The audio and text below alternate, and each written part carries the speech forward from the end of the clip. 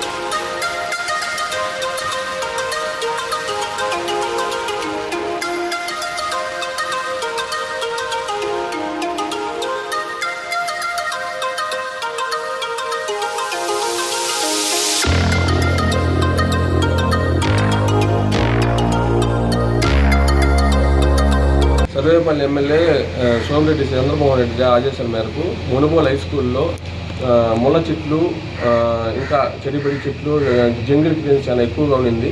ఆయన ఆదేశాల మేరకు ఇప్పుడు వచ్చి జంగిల్ క్లీన్స్ మా సొంత నిధులతో క్లీన్ చేపిస్తున్నాము.